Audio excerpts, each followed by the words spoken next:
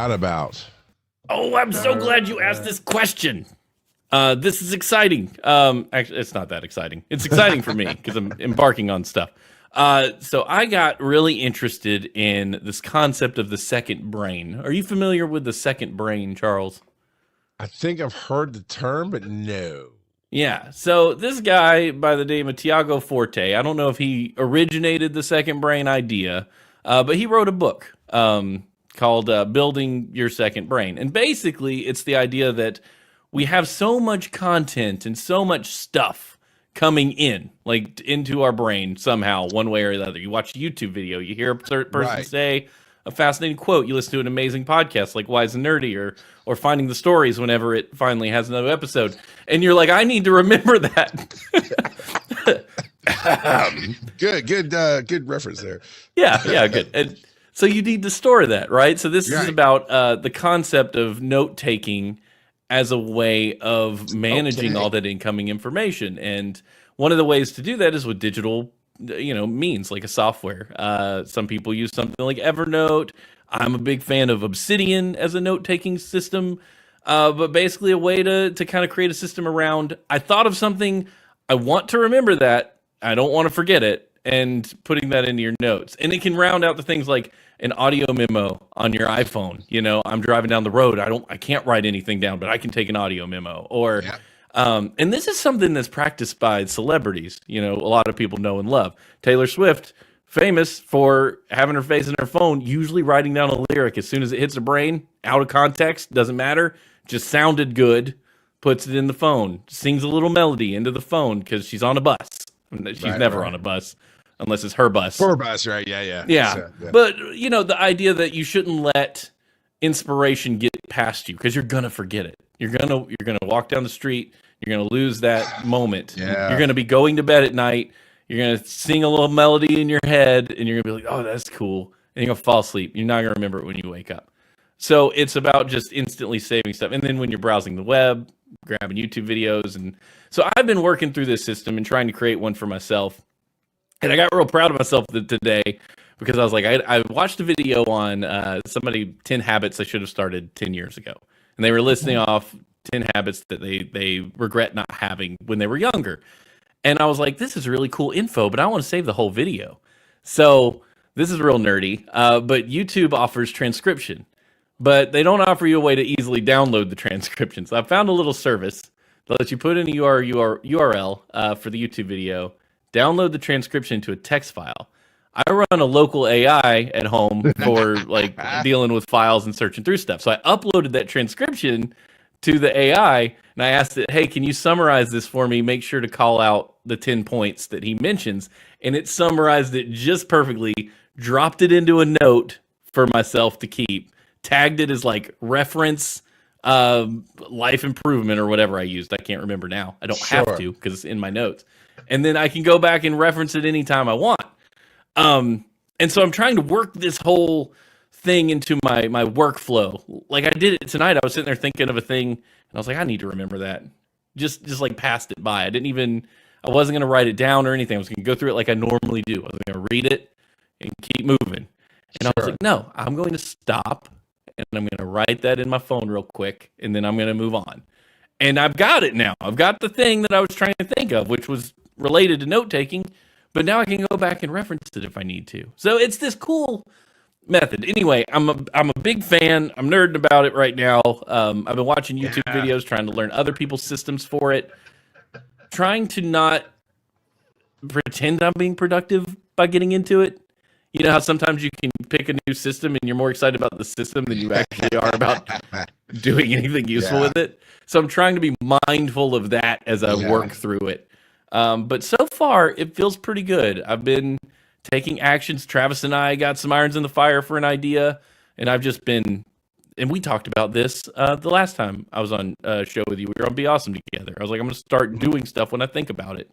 And I just hit Travis up the other day. I'm like, thought of these 5 things. You don't have to reply now. I just need to get it out of my brain and into yours so you can noodle it with me. And I mean, shoot, we got a start date for the project we're thinking about because we just took action. And that's what this whole second brain idea is. Actionable stuff Do it when you're thinking about it. Don't let it get away from you. Don't let it drift out of your brain forever. And that's been fun. I've been enjoying messing with that.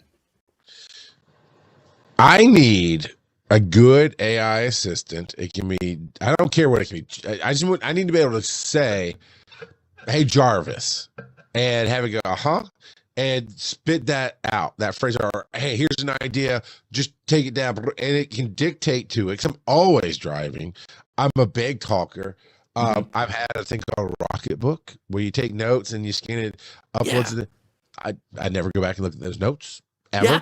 You know, I in college and in high school, I made a habit of, if I can write it, I can remember it, and that does help a lot. And then if I don't remember something, I just write it again. But I'm going to ask you about Obsidian, but I really love the idea of going, oh, I got this thought, hey, Jarvis, blah, and then maybe later I go, hey, can you take that 5 minutes of randomness that I threw at you and summarize it? And is there anything out there that you know of that I could just do that with right now? Not out of the box that I'm aware of. And somebody, a listener at home might have like, oh yeah, you can do that with doot.scoot.io. But I don't know. I know I watch a YouTuber named Network Chuck, who's a super duper nerd, and he's been doing what you're talking about.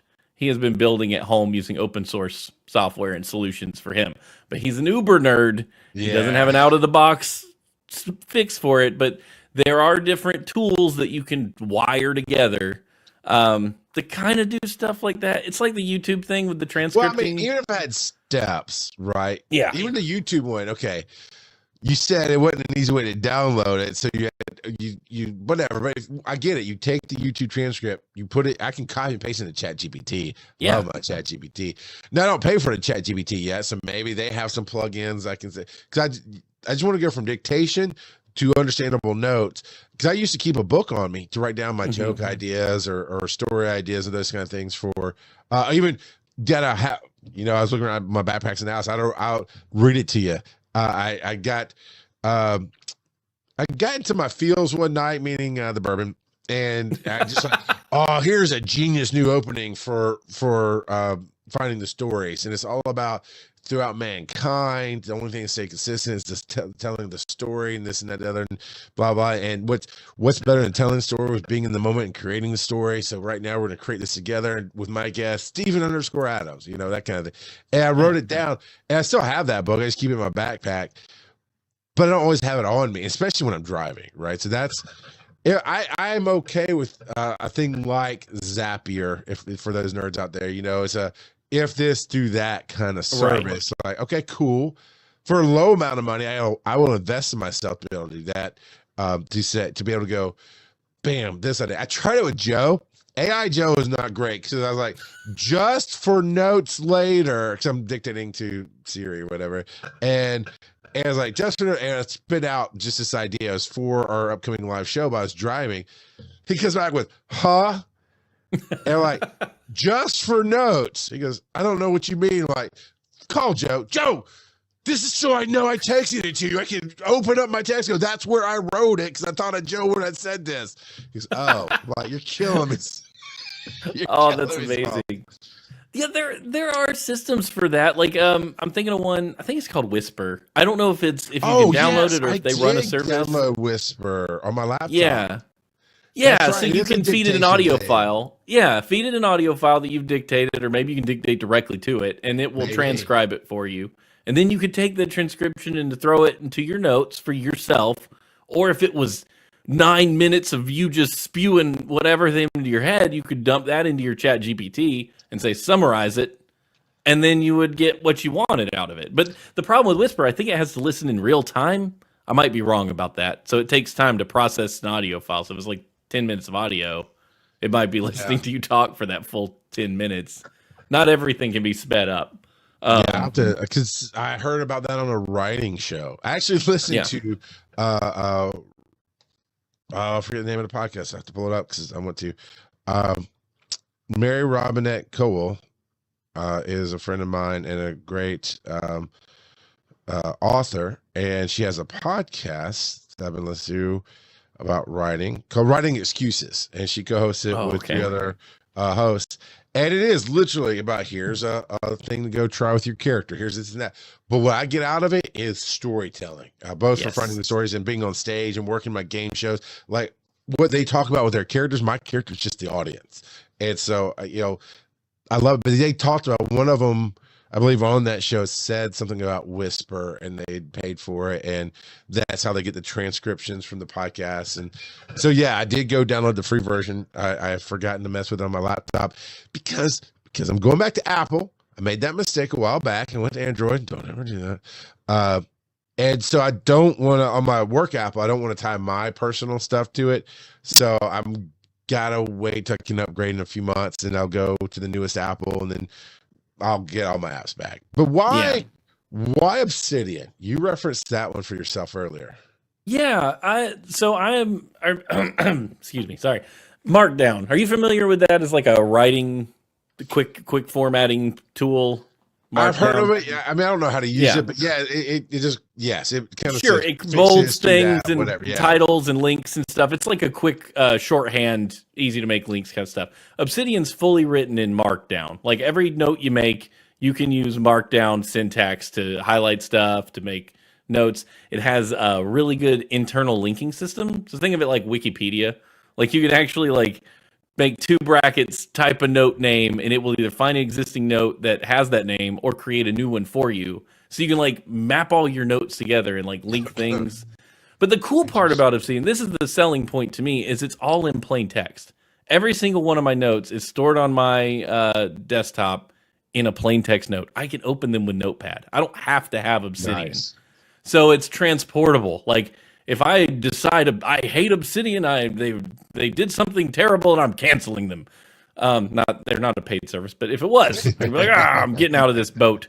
I could take all those files and still read them. They're not locked into some ecosystem that I can't get them out of.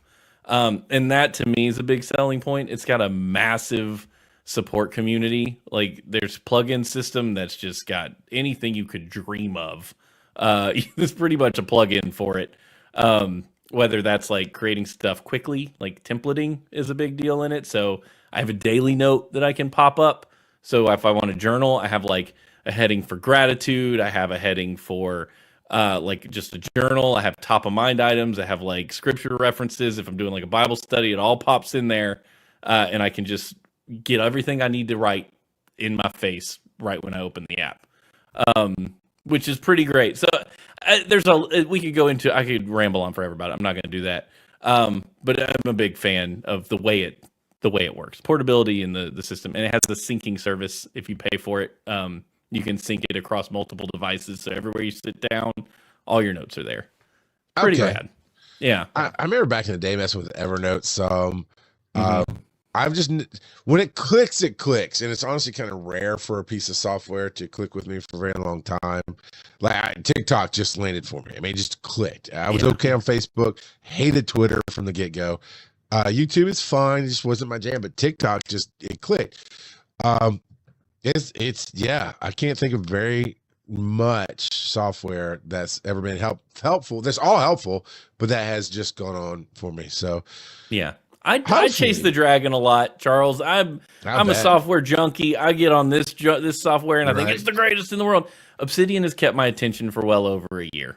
If that says anything, I bounce around all the time, and it's managed to be the thing I go to consistently. Thanks to a lot of YouTube videos. YouTube, how to use Obsidian, and there's 8 million super nerds that look way too attractive to be on YouTube, being like, hey, we're here to talk about Obsidian and what we're going to do today. And I'm like, I'm too ugly for this service. Too old. I don't need but no, it's great. Why is that guy's eyes so blue? What is he doing? Why is his muscles out? What is going on? Why is his hair look? He just washed it. He's leaning forward with the curls. Yeah. Yeah. Why are we talking about software? He should be like modeling Calvin Klein underwear or something. Why is his shirt in the corner? I mean, I don't hate it, but why is it not on him? It's the way it is. The world we live in. That's what I love about Reaper. It did click with me early on. And that one I've carried with me 8-10 years. And like you said, if I go, hey, I got this crazy idea. How do I fill in the blank with Reaper?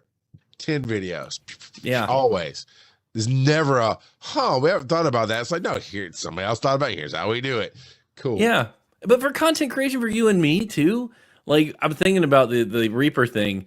There's so many Reaper videos where the person is explaining the concept, but not in a way that I know what they're talking about. Oh, I know, right?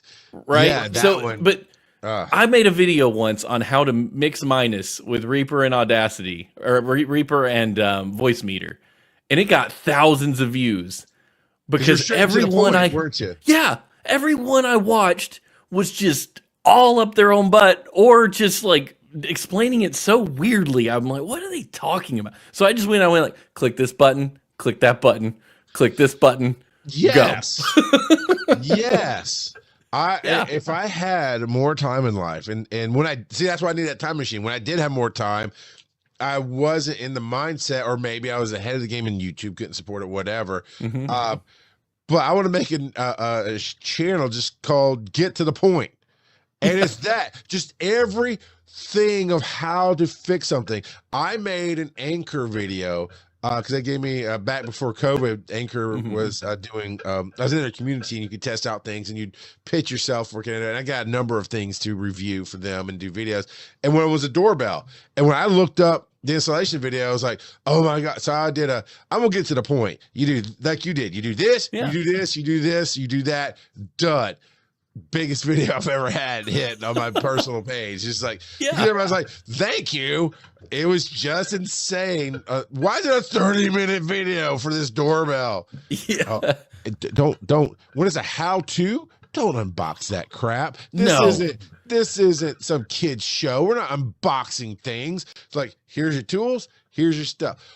Indian Motorcycles is the best about that. They love to teach you how to work on your own bike, and every official Indian motorcycle video I've seen is like, pause the screen for your tools. And it's just that. It's just a still shot, 5 seconds. So you pause it. There's a list of the things you need.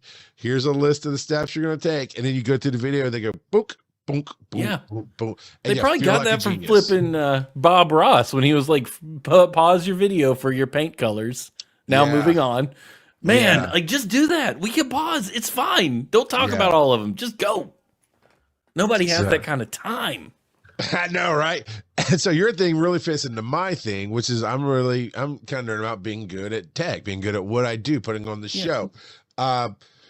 Because I like knowing that when I never think I'm an expert on anything. Well, not on anything, but a lot of things.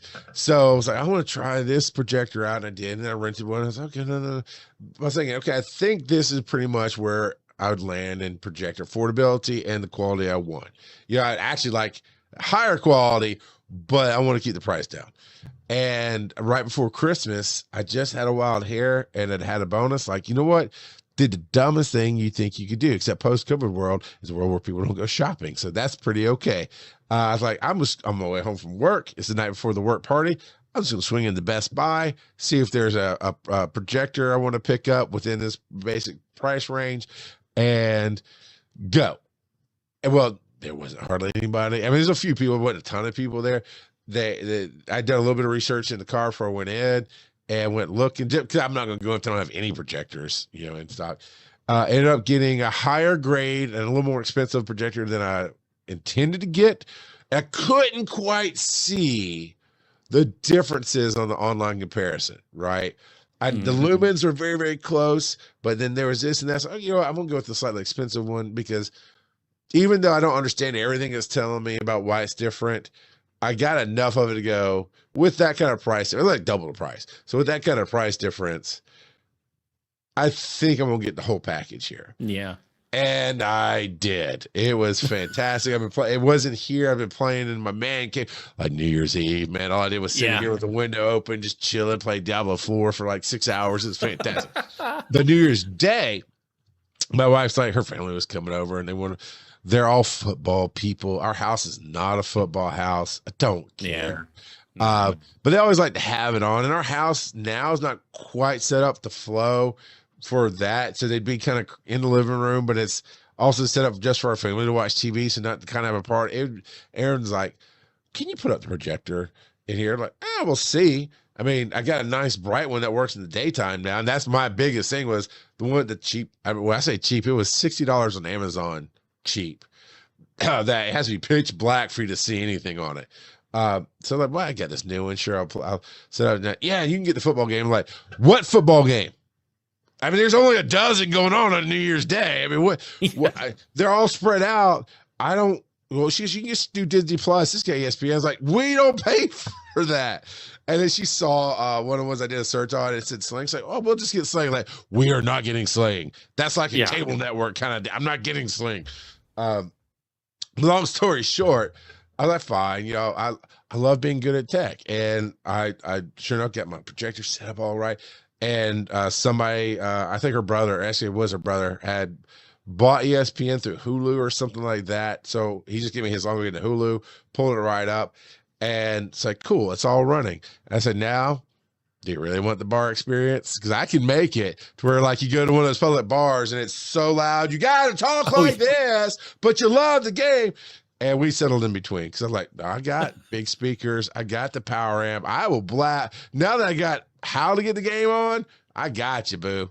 And that's everybody's awesome. like, and being, well, I don't know about you. I can't say for you, but for me, I'm always critical of a screen. And I just want it perfect. It's got to be squared. I want it to be the biggest thing possible. And the only one we had this big whiteboard on it. So I have to fit in the whiteboard because nobody else is going to care, but I'm not having anything overlap the edges of the whiteboard. It's going to drive me crazy. Yeah. But it just, even with the sunlight thing, it just looked crisp and cool. And I can stand like parallel to it, and you can still see, I mean, the dimensions are a little off, but you still see everything. And unlike a TV, I'm like, this is so cool. And everyone's like, you got to do this every time, man. Thanks for, oh, so cool. It's like magic. And like, I like being the showman. Perhaps the greatest showman. Yeah, you're the wizard. And to you, it's like, no, I just hooked these like three things together and it worked. But to them, no idea. You are doing wizardy things. Yeah. They couldn't do that if they had to. It's insane. Random kid. No, they're fired. You have to get over it. I love having Steven on. Spelled it incorrectly like I do. But I guess I'll have to watch the Clips channel to get my Joe and Kurt fix. Hey, look.